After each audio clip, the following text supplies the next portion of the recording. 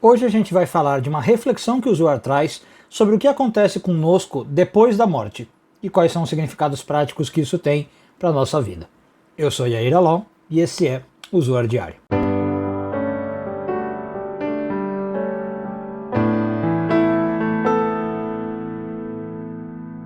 Pessoal, antes de entrar no conteúdo do vídeo, queria falar de duas coisas com vocês que me deixaram bem feliz. Primeiro, que batemos a marca de 57 mil inscritos no canal. Muito obrigado pelo carinho.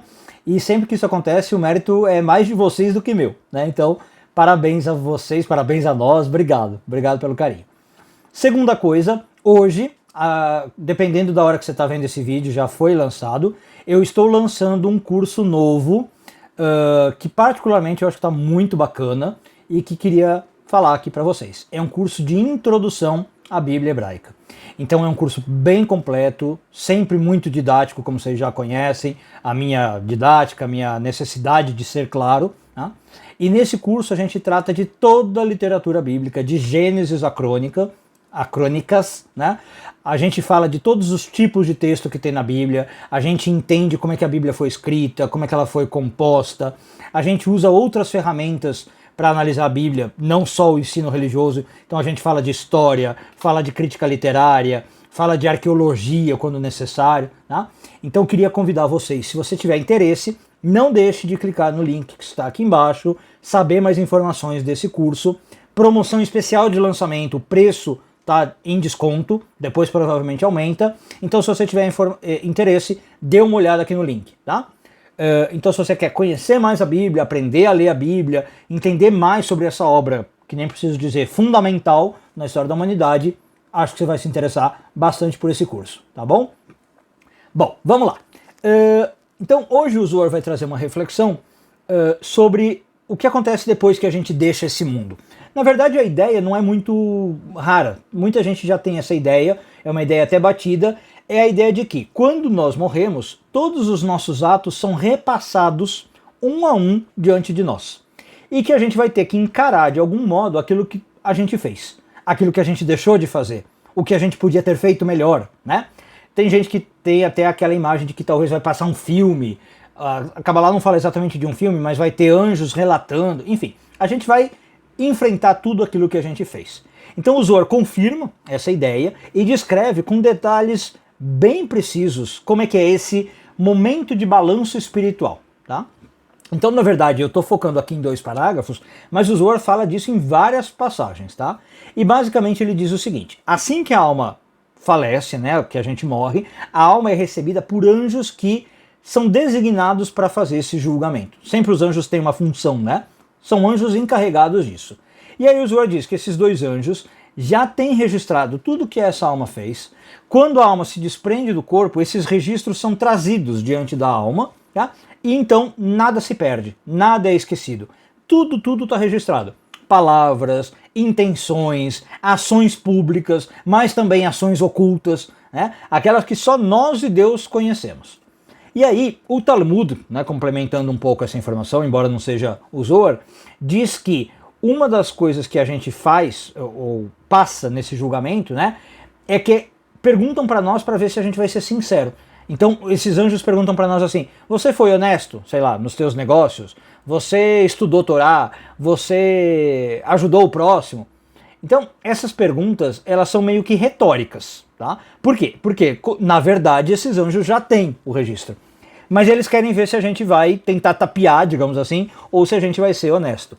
O Arizal, né, que é um grande cabalista, ele diz que isso é feito para que nós possamos entender a nossa própria alma. No sentido, essas perguntas acabam se revelando um espelho da alma. Quando nós estamos lá respondendo, se a gente perceber que a gente está respondendo essas perguntas com mentira, com falsidade, a gente mesmo já começa a fazer um processo de correção depois da morte. Quando a gente responde essas perguntas com tranquilidade, do tipo, olha, não ajudei tanto quanto podia, não estudei tanto quanto podia, ou fiz ou não fiz aquilo, eu já começo a ter mais consciência do que eu tinha em vida. Então, perceba que, na verdade, esse processo de julgamento, embora possa parecer uma coisa assim, para nossa alma ser punida, a Kabbalah diz que não é esse o objetivo. O objetivo é a gente ganhar consciência. Porque muitas vezes o que acontece na vida? Talvez quase sempre. A gente faz as coisas e a gente tem memória curta. A gente não lembra o que a gente fez, o que a gente não fez. A gente não lembra quais efeitos a gente deixou no mundo ou não, né? E a alma tem que lembrar disso. Esse é o processo. Então a gente passa por isso, a gente vê esse filme da nossa vida para que a gente possa viver com mais significado depois da morte. Essa é a ideia. Quando a gente faz isso, a gente passa a entender melhor a estrutura por trás da nossa própria vida. A gente passa a entender por que eu passei por cada dor que eu passei, por que eu encontrei cada pessoa que eu encontrei, por que eu recebi certas bênçãos, certas dificuldades, por que eu perdi certas oportunidades, percebe?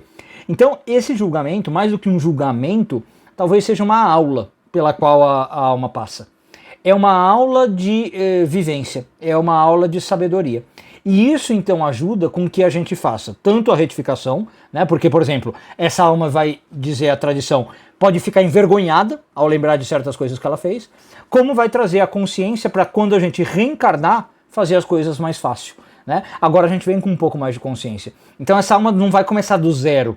Quando ela for reencarnar, ela já vem com uma sabedoria que ajuda ela a avançar mais rápido, tá?